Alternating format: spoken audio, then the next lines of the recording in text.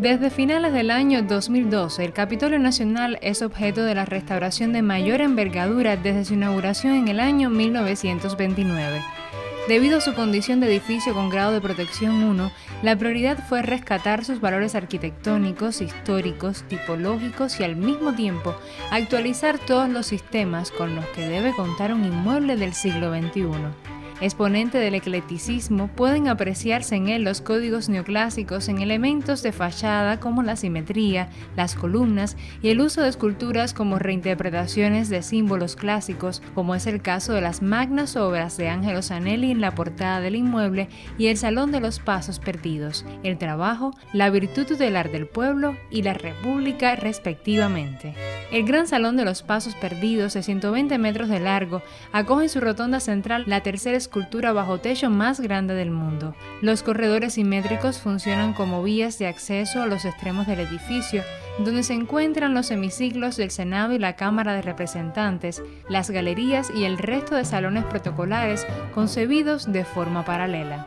Los nombres recuerdan etapas y próceres de la libertad nacional y latinoamericana. Salones como Baraguá, Simón Bolívar, Benito Juárez, el Salón de los Escudos y su homólogo Salón Baire, el Salón Martí de Protocolo y el aula contentiva de la biblioteca homónima destacan todos por la riqueza decorativa, su eclecticismo o marcado estilo renacentista en algunos casos. Los visitantes pueden observar también las colecciones permanentes, como los primorosos cristales, vajillas y la cubertería tanto del Capitolio como del Palacio Presidencial que se encuentran en el Salón Yara. Además, un espacio reservado a la información monográfica del edificio, sus proyectos constructivos, historias y etapas en el Salón Peralejo, mientras que el Jimaguayú reserva detalles de la colección de obras de Zanelli que tienen hogar en el Coliseo Habanero. Con la inauguración del Capitolio Nacional culmina un capítulo importante en la historia de Cuba y su patrimonio. El monumento es uno de los edificios cubanos más complejos y exuberantes, la joya de los primeros 500 años de la ciudad de La Habana y un llamado en gran escala a reconocer el valor de la creación humana y su preservación. Para la Mesa Redonda ha sido un trabajo de Thais Roque Arce y Pedro Díaz Rubio. Saludos a todos nuestros televidentes y radiantes. El pasado 10 de octubre en la noche se iluminó la linterna de la cúpula del Capitolio Nacional. Era una especie de coronación en un día de simbolismo patrio al extraordinario esfuerzo que ha significado rescatar para la nación una obra patrimonial, ponerla en toda su magnificencia para los habaneros y para los cubanos. Un regalo extraordinario a la ciudad de La Habana en su aniversario 500. El artífice de esa obra y de muchas otras que embellecen y hacen grande a esta ciudad, está de nuevo hoy con nosotros en la Mesa Redonda. Es un regalo para nuestro programa en su aniversario 20 y lo hacemos a apenas un mes de que La Habana esté cumpliendo su aniversario 500. Gracias, Eusebio, por estar de nuevo con nosotros y aprovecho para transmitirle las felicidades de nuestro colectivo y sé que de todos los cubanos por su reciente exaltación como miembro honorario de la Academia de las Artes y las Ciencias de los Estados Unidos. Creo que es un premio a su trayectoria y un reconocimiento a Cuba en su persona. Bueno, Randy, primero ahí, un reconocimiento a Cuba. Yo creo que lo más importante a esta altura y a media altura y al comienzo del viaje de la vida de cualquier cubano, lo importante debe ser ese sentimiento que el padre Varela expresó de una manera tan bella cuando dijo que la patria no le debe nada a nadie, sino que nosotros lo debemos todo a ella. Esto es lo primero. Lo segundo, esa obra es la expresión política del Estado de preservar su patrimonio cultural contra toda alternativa. Eso está en la memoria de aquellas palabras memorables de Fidel en la UNIAC cuando habla del papel de la cultura. Está mucho antes cuando él se refiere a lo que ha de ser Cuba en el futuro, un país de hombres de ciencia y de cultura, porque sin la cultura, no como su forma vulgar, el culturosismo, que es aparentar que se conoce algo, pero en realidad no, sino la cultura como parte de un acervo familiar común, que tiene que ver con lo educativo, que tiene que ver no ya con lo formal, sino con lo informal, con el comportamiento cotidiano del ciudadano ante la ciudad, valga la redundancia, la civitas, la ciudad. Se debe mucho también a todo lo que aprendí en esos años de los predecesores, de los maestros. Como he repetido, sin colaboradores y sin amigos capaces del mayor sacrificio, no habría sido posible ni esta ni otra obra. Ni esta ni otra obra. Recuerdo que yo subí al techo del Capitolio y casi todo el mundo ignora, excepto algunas personas, que le tengo pánico a las alturas. Y yo me sobreponía fingiendo todo el tiempo para que los trabajadores, el que guiaba el ascensor, que frenaba y seguía de una forma muy rápida, no se diera cuenta que yo eludía mirar a un lado y al otro, a donde estaba el vacío. Iban pasando delante de mí las ventanas del primero, del segundo, hasta finalmente llegar a la azotea y vencer el miedo, el horror al vacío y cruzar al techo para ver la obra en el techo. Recordaba mucho a Máximo Gómez cuando en Camagüey, en medio de un combate inminente, un temblor le sacude todo el cuerpo. Y entonces los ayudantes se dan cuenta. Y él dice en aquella voz tan particular y en voz queda: tiembla cuerpo, que si supiera dónde te voy a meter ahora, temblarías más. Y yo pienso que el gran temblor fueron casi 50 años de obras de restauración, inspiradas en la voluntad de Cuba, en la voluntad de Fidel, y en el caso del Capitolio, como una voluntad expresa del general presidente Raúl Castro. Sin esa determinación de él, de entender que debían traerse al centro histórico los símbolos del Estado, la función legislativa en el Palacio del Capitolio, que Fidel admiró como la obra de construcción más trascendental de aquel tiempo, sin el valor de lo que ocurrió allí y que yo vi cuando aquel gran salón de pasos perdidos se colmó con las joyas y todos los decomisos a los grandes predadores del patrimonio de la República al triunfo de la Revolución, sin haber asistido allí al velatorio de muchos de los héroes de la Revolución que fueron velados allí, y sin haber asistido al nacimiento de instituciones importantes como fue, por ejemplo, la Academia de Ciencias de la República de Cuba, como continuador de la primera, con el mismo orgullo con que los soviéticos y los rusos de hoy hablan de la Academia de Lomonosov, nosotros hablando de aquella de las ciencias médicas, físicas y naturales, de la cual la Academia renacía al triunfo de la Revolución.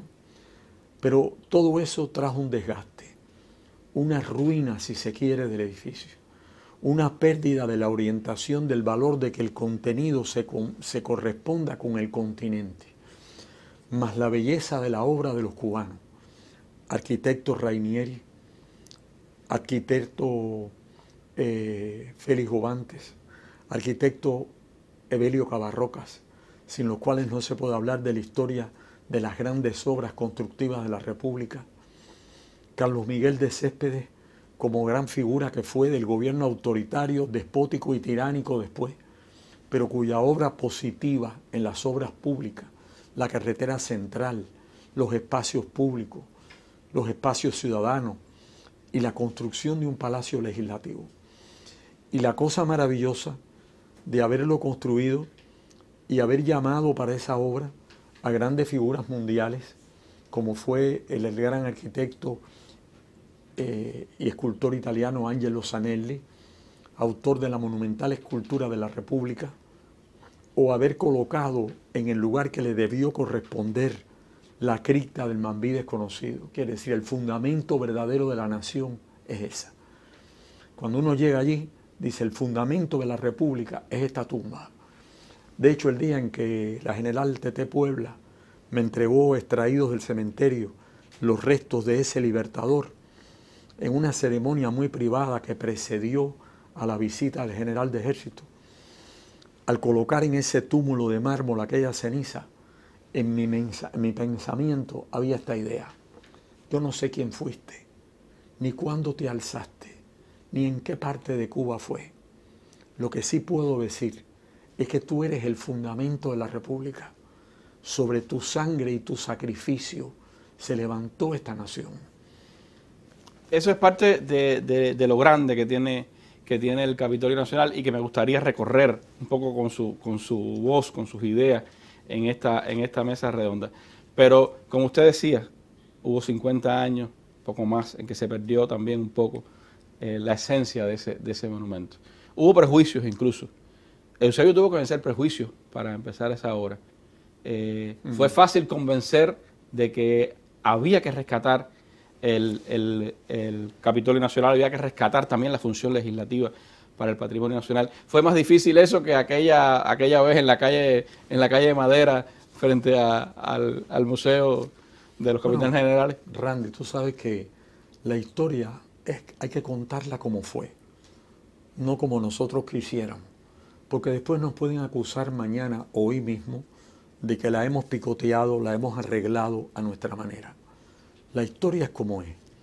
Y cuando alguien comete la ignominia de apartarse del escenario que le tocó vivir, lleva una estrella en su frente, que esa ignominia no lo borra, lo castiga. Por tanto, no se puede hacer tijera.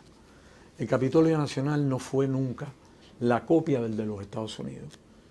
Cuando yo visité el Capitolio de Washington, por invitación expresa del secretario de Estado John Kerry, que me formuló aquí en la Plaza de San Francisco durante la visita, vi las diferencias absolutas. Su cúpula es de hierro, la nuestra es una estructura con piedra, láminas de cobre y oro. El Salón de los Pasos Perdidos no tiene paralelo, son 120 metros de largo. El Capitolio norteamericano dentro, bajo la cúpula de hierro, tiene la gloria de George Washington, pero todo el interior está lleno de los monumentos y cosas que los estados colocaron, que hacen un poco, reducen el espacio magnificente de aquel Capitolio. Nosotros con la aguja en este momento estamos a 91 metros de altura, más alto. Pero además de todo eso, todas las alegorías del Capitolio, partiendo de nuestra tradición grecolatina, es una exaltación del Olimpos al universo cubano. El Mambí se transforma en un héroe del panteón griego o viceversa. Desde el elogio del escudo nacional, hasta el elogio de las provincias, hasta los nombres incambiables de la sala, Jimaguayú, Baraguá, Guaymaro. Figúrate, Simón Bolívar, Benemérito de las Américas, Benito Juárez. Todo allí evoca a Cuba y América. Segundo, está dentro toda la gloria combativa de la nación cubana, toda su forma, el espíritu de la nación, que es un espíritu cívico y laico, donde aparece el patriotismo como la religión del Estado, como en la antigua Roma republicana, donde aparecen en la figura de la República, que por cierto, como bien se decía, el Buda de Nara bajo techo, o la estatua sedente de Abraham Lincoln, ante la cual está la imagen famosa tomada de Fidel, inclinado con la gorra, con la cabeza descubierta. Solamente la escultura de La Habana es la más alta, levantada para que sea más sacro el lugar, sobre una piedra traída de Egipto, una piedra del periodo posiblemente tolemaico, una piedra semipreciosa que los técnicos rusos restauraron y sobre la cual se elevan las casi 48 toneladas que pesa la obra de Angelo Zanelli, y las estatuas exteriores que representan, yo creo que las dos cuestiones fundamentales. Si las hubiéramos colocado nosotros, nos habrían dicho que era un acto puramente ideológico. El primero se llama el trabajo, y el segundo alude al primero, la virtud tutelar del pueblo. Un pueblo que no trabaja, una nación que no crea, una nación que vive dependiente, que debe y no paga, que consume y no produce, está conducida al desastre.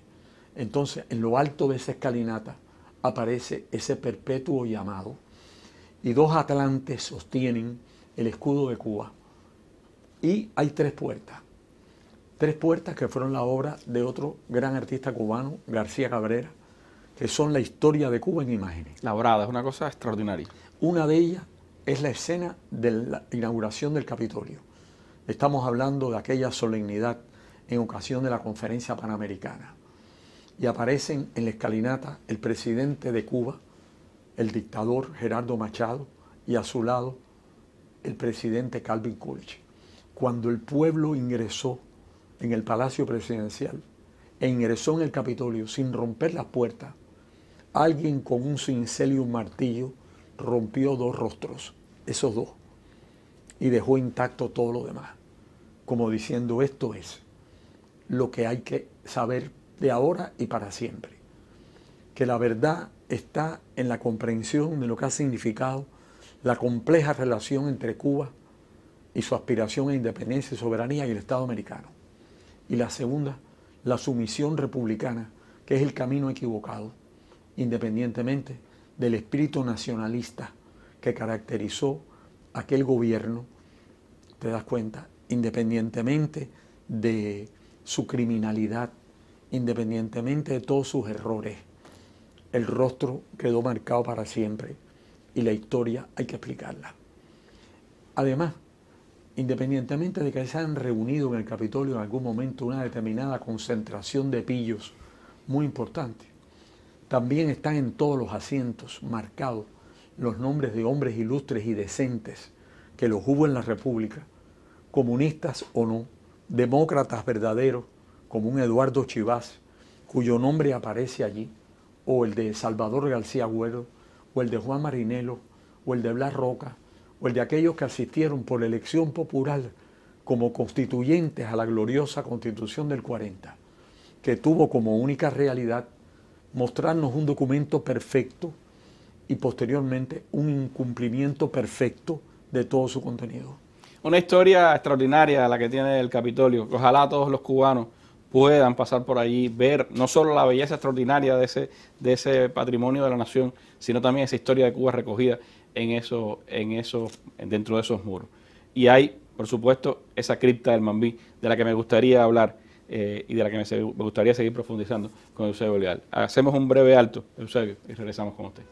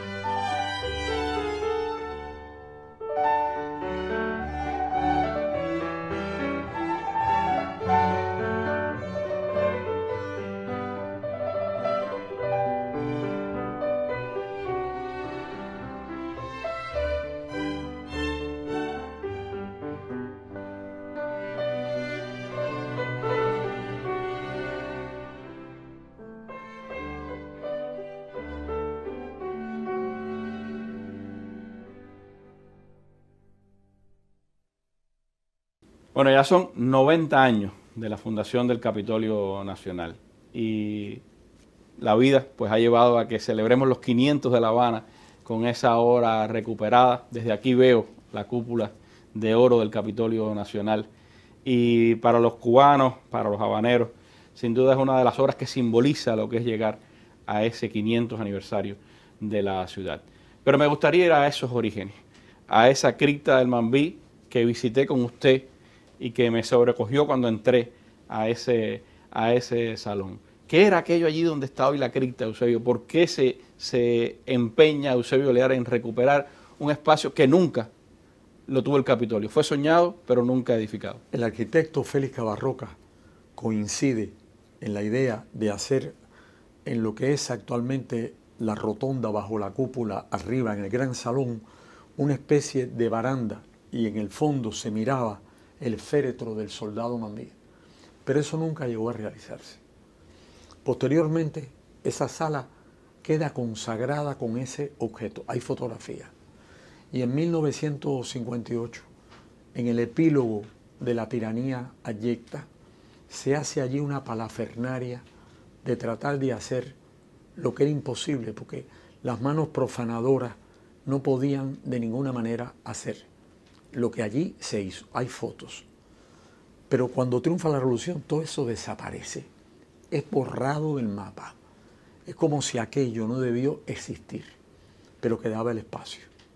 Quedaba el espacio con sus dos entradas por industria, con las puertas selladas y la puerta blindada y las grandes copas para las ofrendas, y en el túnel que da bajo la escalinata faltaban las dos ánforas donde iba el aceite que debía encender la llama eterna.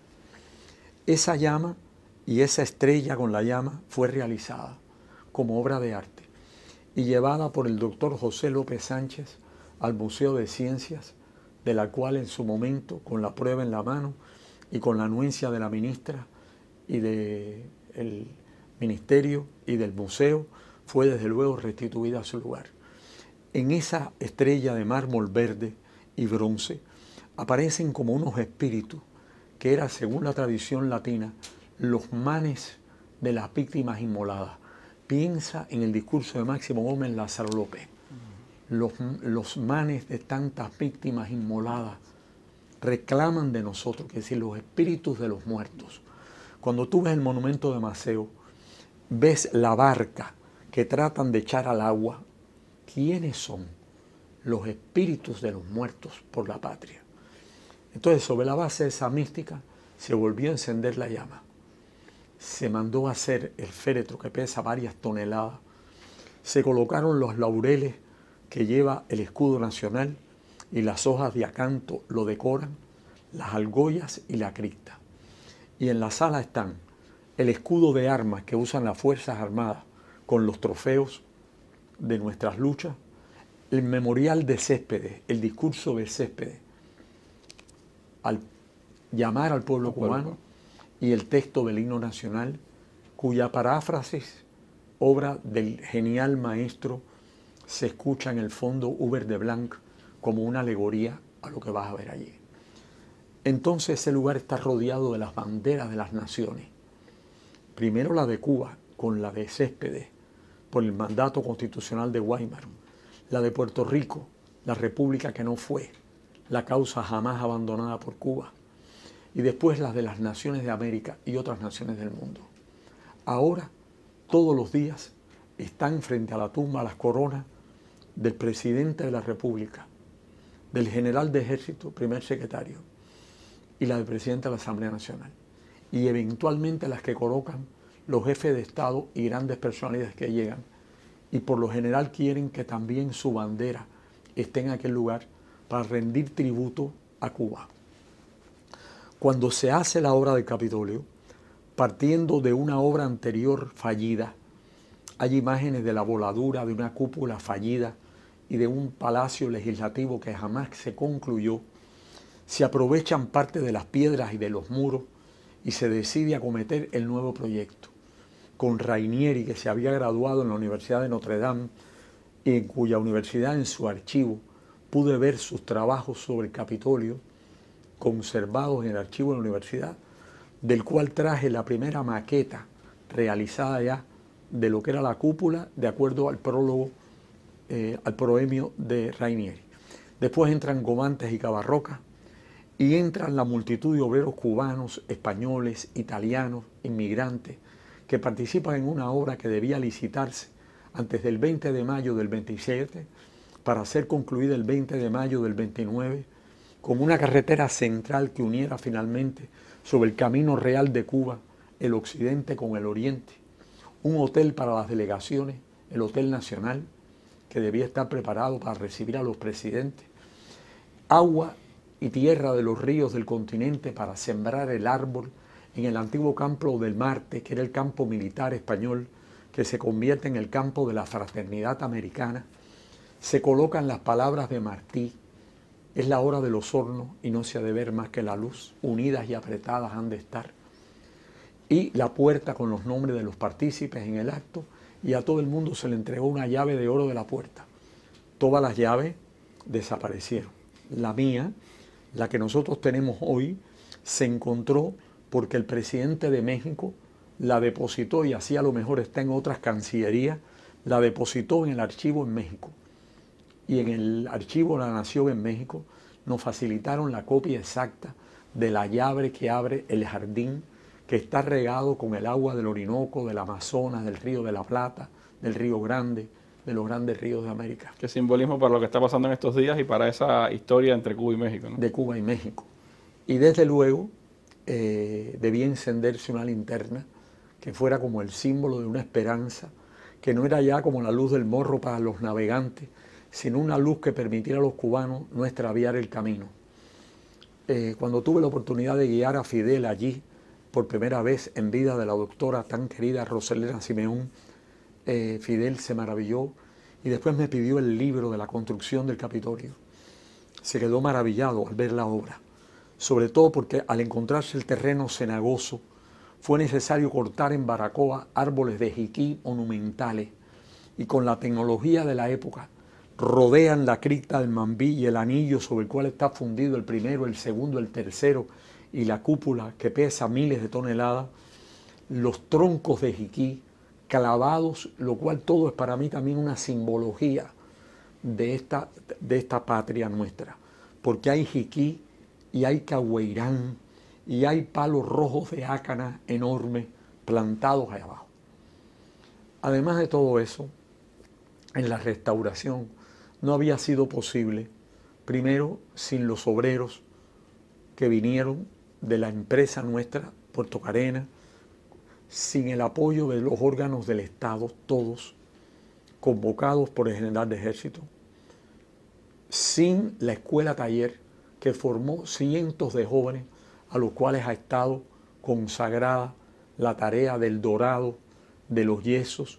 Piensa que las humedades rompieron muchos de los techos, que hubo necesario bajar algunos de los más importantes, reproducirlos de nuevo, volverlos a pintar y a colocar, que a 60 metros de altura han estado los andamios dorando las rosas de acanto, la biblioteca José Martí terminada y restaurada, con lo que yo digo la caoba más primorosa de Cuba, y después se reunieron todo lo que llamamos los tesoros del Capitolio, vajillas, cubierterías, objetos de valor histórico, y después aparecen unas salas didácticas, la sala de los símbolos patrios, con la más moderna tecnología que está aplicada también en todo el camino para saber dónde estamos y cómo podemos usar las audioguías. Hay guías en todos los idiomas. Han trabajado artistas italianos y técnicos italianos en la restauración de las grandes esculturas de Zanelli. Ellos lo han hecho durante miles de años.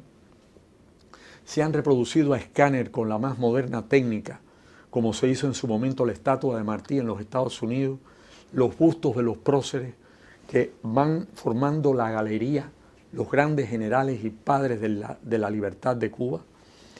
Y entran también obreros alemanes que han trabajado en la piedra, por ejemplo, esmeradamente, conocedores de la piedra, sobre todo porque muchas de esas piedras ha habido que traerlas a canteras actuales, ya que las antiguas canteras se perdieron. Por ejemplo, algunas piedras se han tenido que cortar en la actual Bulgaria, otras piedras, otros mármoles se han traído. Entre los 68 tipos de mármoles que tiene el Capitolio, algunos se han traído fragmentos que fueron necesarios traer de Alemania o traer de Italia.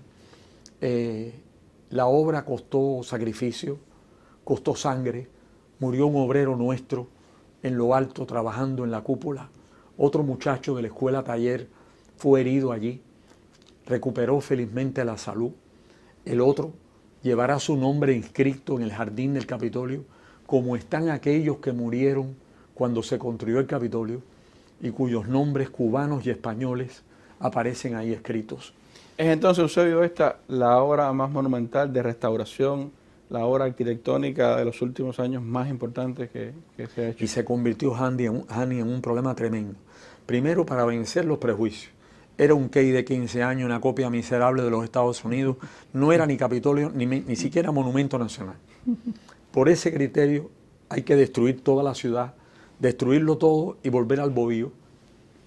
Volver al bohío y volver a edificar. Porque los edificios no son culpables de lo que ocurre en ellos. Tienen valor per se. Y cuando se logra reconciliar el contenido del continente, hemos logrado lo supremo. Hoy el presidente de la República tiene la Sala Bolívar como despacho en el Capitolio, lo cual quiere decir que los tres poderes del Estado, el Poder Ejecutivo, el Poder Legislativo y el Poder Judicial, el Tribunal Supremo, porque también aquí se le restauró un palacio en el centro histórico, están en La Habana, lo cual le devuelve a la ciudad el carácter de centrum, no porque sea el único centro, sino porque es el punto de partida. Para mí no me existe la idea Habana Vieja ni Casco Viejo. Para mí es el centro histórico que después se replica en San Miguel del Padrón, en Luyanó, en 10 de octubre, en El Cerro, en La Víbora, en El Vedado, donde quiera que la ciudad renace y crece. También es el concepto de las cívitas y de la capital. Capita del término latino cabeza, lo cual quiere decir que La Habana no tiene que ser, no copia a ninguna, ni tampoco envidia a ninguna, las representa a todas. La Habana es hoy un símbolo completo y absoluto de la nación cubana. Es el símbolo de sus libertadores, porque la historia lo construyó así. En el cementerio de La Habana está el general en jefe. A unos pocos kilómetros, el lugarteniente general. Y allá en Santa Ifigenia está José Martí y Fidel Castro. El balance está establecido, que es lo más precioso y lo que la aguja dorada del Capitolio significa, la unidad de la nación cubana. Solo así existió, existe y existirá un ente que se llama Cuba. Ahora, los prejuicios fueron derrotados. La admiración pública es absoluta. Se iluminará en las fechas patrias, para que no haya ni despilfarro de luz y el símbolo ya adquiera su verdadera dimensión. Y es como una corona colocada sobre la cabeza de la ciudad cuando va a cumplir 500 años. Esta ciudad que es la ciudad de su universidad, de casi 3 siglos, de su sociedad económica y patriótica, de su sociedad científica, de su academia de ciencias, de su educación pública, de su insurrección gloriosa, de sus héroes y educadores, de sus padres y fundadores, una ciudad de la cual tenemos que sentirnos orgullosos los que somos parte de la clase obrera, los que fuimos alfabetizadores, macheteros, constructores, y que sentimos que todo esto es nuestro. Ahora bien, Randy, esto no puede acabar el 15 de noviembre. Ya yo mandé en todos los carteles a poner 501 aniversario, porque hace falta continuar y renovar la batalla y todo lo que se ha hecho en el centro histórico, con un sentido social, como lo concibieron Fidel y Raúl, y como lo ve el presidente Díaz-Canel. Construir cada año una bella escuela. El año anterior, la escuela de Martí, la preciosa escuela del Prado, el colegio de su maestro. Ahora la escuela Vilaboy en la Plaza del Cristo. Antes en el barrio Jesús María, la Quintín Bandera.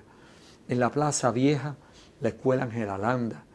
Y levantando, según aquel pensamiento de Mendive y de Luz y Caballero, la escuela, porque el que forja hombres, forjará ciudadanos.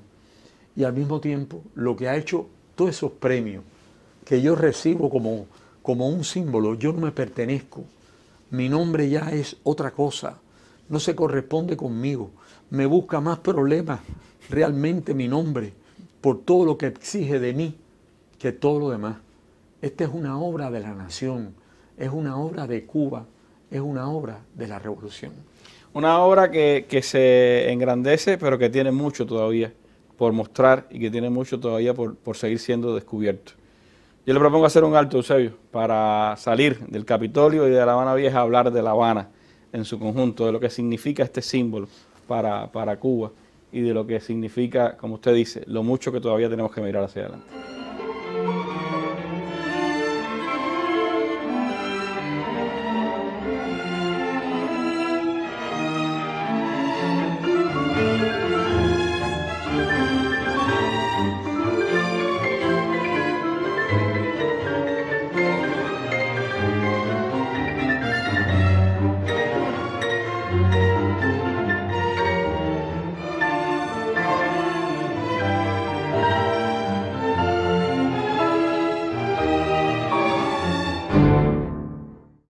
Bueno, regresamos para seguir conversando con Eusebio Leal.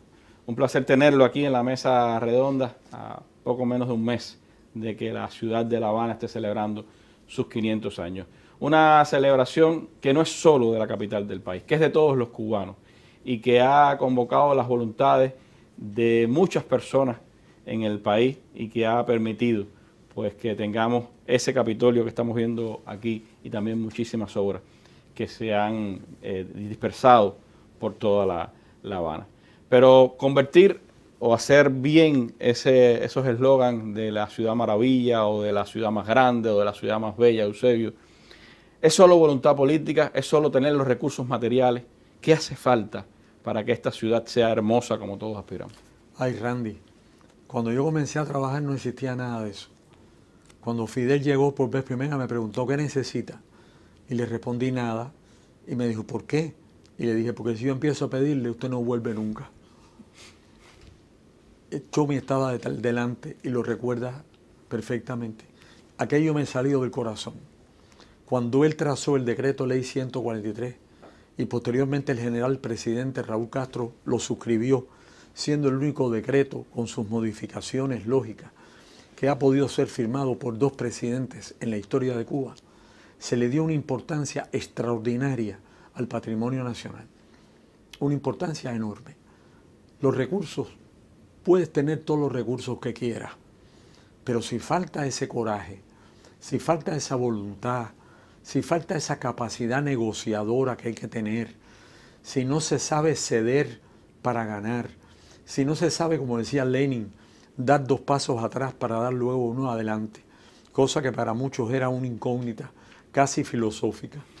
Si no se logra pensar que lo que hasta ayer fue conveniente, ya hoy no es prudente, que como en la biología, en la sociedad, hay que adecuarse a los tiempos, que en el concepto de revolución Fidel lo prevé perfectamente y lo define. No se trata de cambiarlo todo para que nada cambie, lo cual sería un cambio de colores, un matiz, ni tampoco actuar bajo presión de ninguna circunstancia, sino como fuerza como resultado de una fuerza creativa, renovadora, que no convierte en consignas ni convierte en lápida lo que debe ser palabra viva, porque la palabra es la que vivifica. La letra sola muere. Mira, acabamos de aprobar la ley de la bandera. Lo importante no era la ley de los símbolos, lo importante es que se cumpla. Lo importante no es que esté escrita, lo importante es que esté aquí y que esté aquí. Quiere decir, como decía el doctor Raúl Roa en una asamblea memorable, concordes con el corazón. Entonces hace falta mucho corazón. Hace falta saber a veces retroceder, recuperar fuerza. Hemos estado a merced del fuego, a merced de las penetraciones del mar, a merced del ciclón, y siempre ha habido esa voluntad renovadora. Así se cayó el árbol, levantarlo. Cuando vino aquel gran ciclón arboricida, con el apoyo de las Fuerzas Armadas, traje 14 grandes árboles, de los cuales sobrevivieron 3 y se plantaron en el jardín del Castillo de la Fuerza. eran árboles más que centenarios. Cuando caen los árboles, viene la fiesta del hacha. Y más bien aquí había que dar un símbolo. Traer el árbol y colocarlo y decir, si se muere lo pongo. Cuando se murió el árbol del templete, 50 años después, y yo me recuerdo que estaba muy enfermo, se acercaba la visita anunciada del presidente de los Estados Unidos y se trajo para plantar el árbol nuevo. Y yo recuerdo que a nadie se le avisó y yo pedí, llévenme al momento. Recuerdo que me trajeron entre 2 personas y un poco oculto vi el momento en que mis colaboradores, muy jóvenes todos, echaban tierra con las manos sobre las raíces de la ceiba nueva. Y dije, esto es. Cada generación tiene que plantear su árbol. Cada generación tiene que hacer su propio esfuerzo, su propia interpretación de los códigos. Alfredo Guevara, mi amigo y mentor, en tantas ocasiones, me hablaba más cerca de Mariátegui y de Gramsci que el socialismo en nuestra patria tenía que ser, y en el continente y en Cuba, una creación heroica. Heroica es, pero a veces se olvida que tiene que ser creación. Por eso admiro tanto la obra del general presidente como continuación de la obra de Fidel. La reorganización del Estado, la regularización de las instituciones públicas, la ley migratoria, la redistribución de la tierra, el negociamiento, la renegociación de la deuda externa, la voluntad firme de mantener el concepto de que una sola vez en la unidad, que era la huella precedente, y el espíritu de Martí, se podía lograr el objetivo supremo. Entonces, para mí la restauración no ha sido más que una excusa para trabajar ardorosamente por algo mayor, más grande, más importante, por lo que tú, la mesa y todos nuestros amigos han trabajado con el alma misma, que es por Cuba, no en abstracto, porque Cuba no es una cosa abstracta, ni cubano es el accidente de nacer aquí, un parto accidental. No. Cubano, como decía nuestro sabio Fernando Ortiz, es algo más que la aceptación, es porque se puede ser también por adopción. Y ver a Cuba como el centro del mundo. Máximo Gómez, Ernesto Guevara, Juan Ríos Rivera, ¿cuántos más? El Indio Atuey. La isla, el espacio que nos toca como espacio de creación, de fuerza, de renovación, de palabra nueva, de discurso de fe, de espiritualidad, de reconocer la espiritualidad del pueblo cubano, sus características, sus formas de ver el mundo, respetar profundamente todo eso. Este ha sido en definitiva el espíritu de mi vida.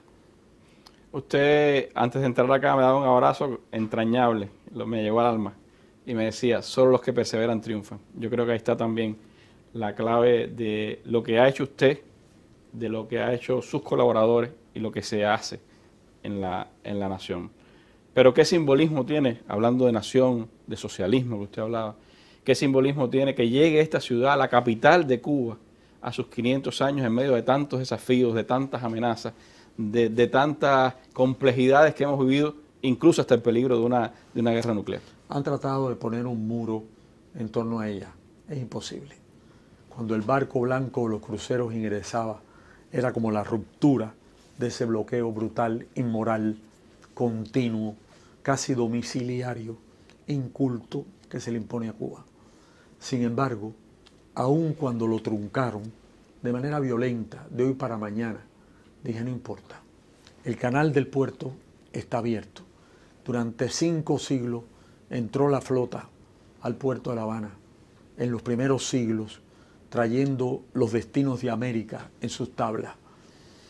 Se enfrentaron en el en el estrecho de la Florida, a la boca del Golfo de México, en el Cabo del Holandés, saliendo camino de las Canarias o por la ruta atlántica con piratas y corsarios. Y sin embargo, La Habana prevaleció.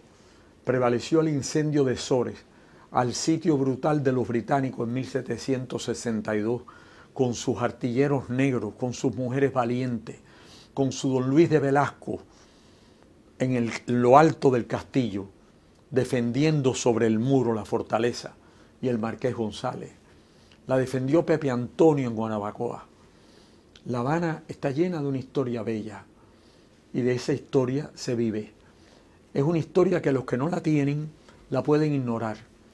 Cuando una potencia tremenda, en medio de la guerra, las guerras europeas, bombardeaba la ciudad de Zaragoza sin piedad, se invitó a uno de los oficiales franceses con los ojos vendados a entrar en la Zaragoza bombardeada, y se le llevó a ver alrededor del Templo del Pilar, donde estaba el Hospital de Sangre. Y allí en aquel lugar se le quitaron las vendas y se le dijo: aquí está la resistencia de este pueblo. Y se cuenta de una mujer que encendió la última mecha del último disparo. Entonces nosotros descendemos de aquellos caballeros andantes y de los señores de África que, siendo príncipes, reyes, obbas y sacerdotes, vinieron encadenados como esclavos. Y descendemos de la sangre india que corre por nuestras venas con orgullo y que marca todavía el nombre de La Habana, el de Bayamo, el de Cuba. Nosotros somos, en el medio del Mediterráneo americano, como una fusión cultural poderosa, que siempre hemos querido ser América, siempre hemos querido ir como libertadores, jamás como invasores. Nosotros sentimos el orgullo de nuestros sabios, de nuestros médicos, que han salvado y han traído a luz bajo las montañas del Himalaya, en medio de terremotos asoladores, de pestes horribles en el centro del continente, en medio del ébola en el África, descifrándolo todo. Nosotros somos los hijos de Luis Caballero, habanero, que decía que primero palidecería todo, menos el sol del mundo moral de que hablaba Cintio. Nosotros venimos de esa estirpe. Nosotros venimos del amor de Martí, del amor creador. Nosotros venimos de todo eso. Y eso, querido Randy, es inderrotable. La Habana vivirá, celebrará su 500 aniversario. Se reunirán de todas las ciudades patrimoniales de Cuba en La Habana, su capital.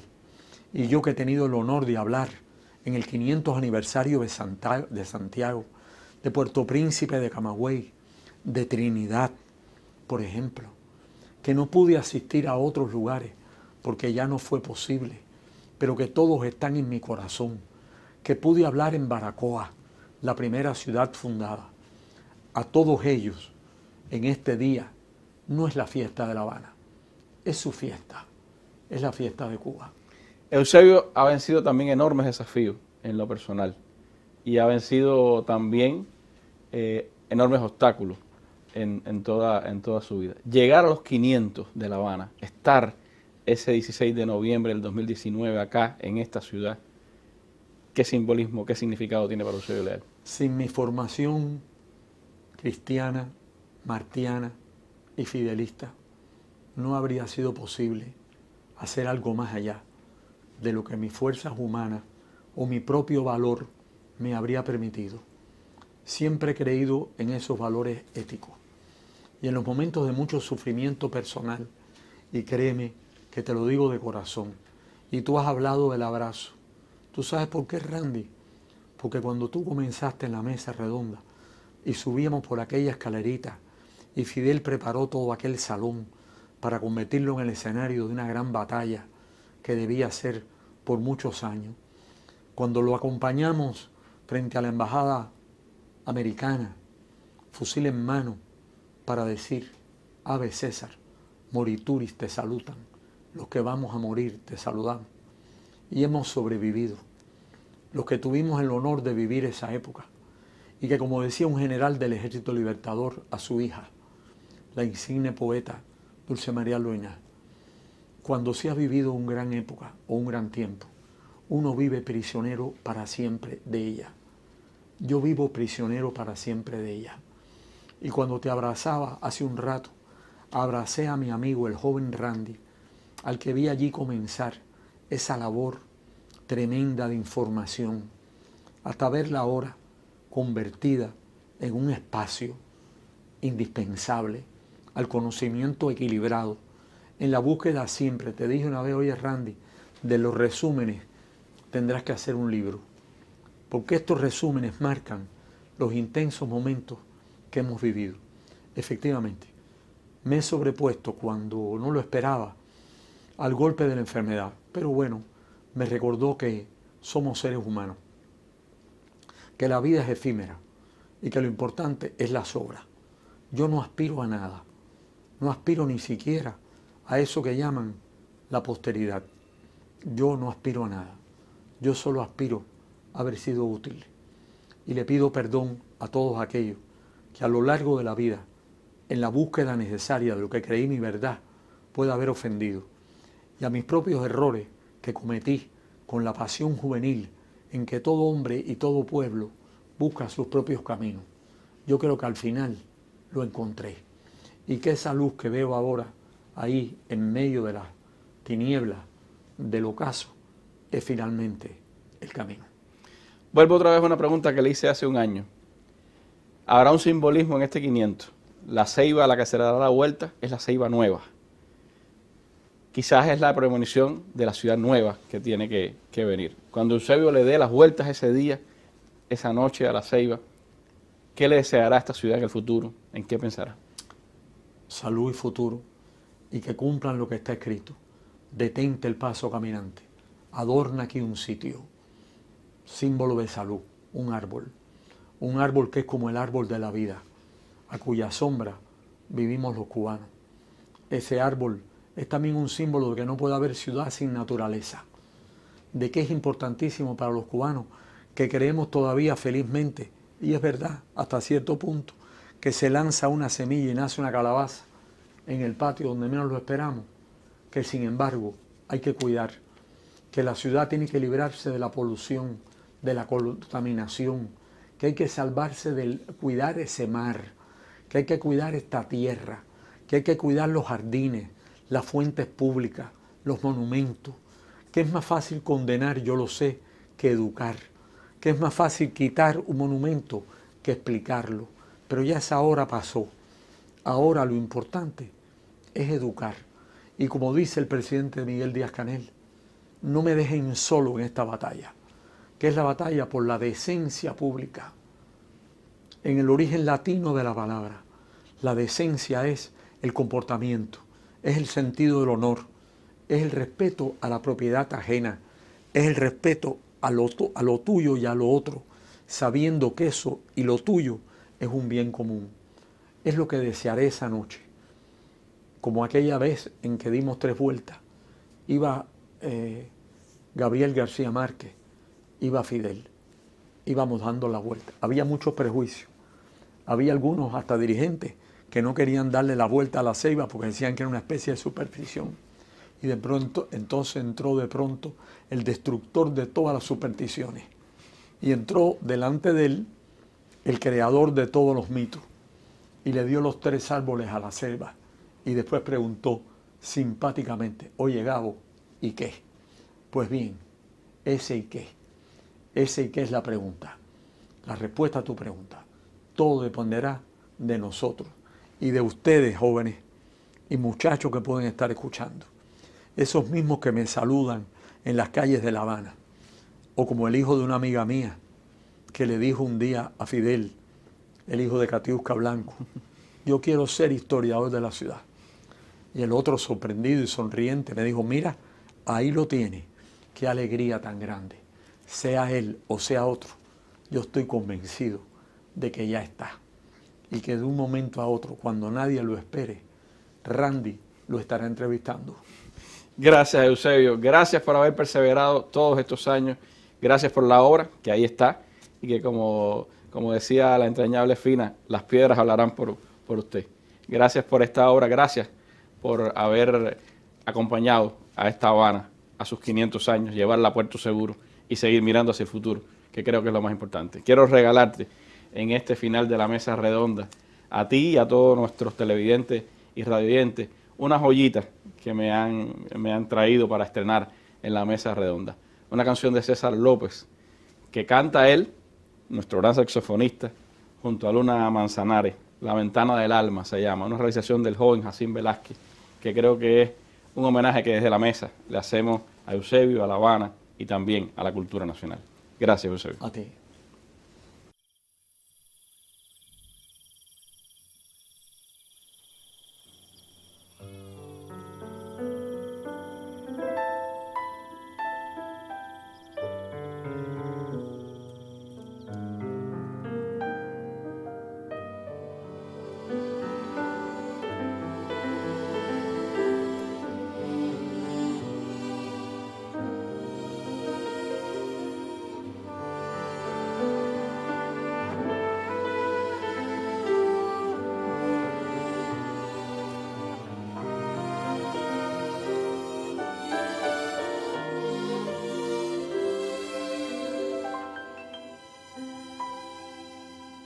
Por la ventana que tiene el alma, te estoy mirando. Veo tu risa llena de encantos, quedo atrapado por tu esplendor. Dile a la ausencia que nunca pase por nuestro amor. Un catalejo tengo en mis manos, te estoy mirando. Veo y me asusta quererte tanto, vivo pensándote. Dile a la ausencia que nunca pase por nuestro amor. En el susurro de una canción te estoy mirando. Lo mío es tuyo, tuyo es lo mío, luz para ti. Entre murallas, entre paredes, yo pude verte.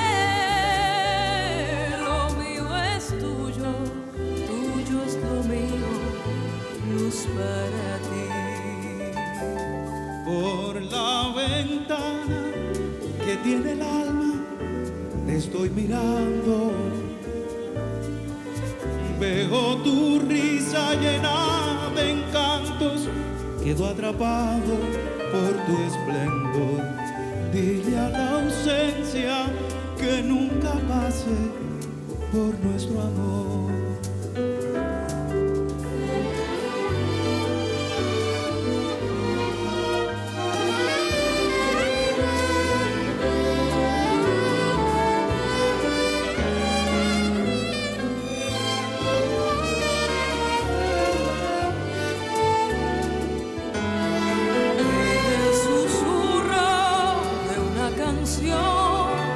Te estoy mirando, lo mío es tuyo, tuyo es lo mío, luz para ti. Entre murallas, entre paredes, yo pude verte. Lo mío es tuyo, tuyo es lo mío, luz para ti. Un catalejo tengo en mis manos, te estoy mirando. Pego y me asusta quererte tanto, vivo pensándote. Dile a la ausencia que nunca pase por nuestro amor.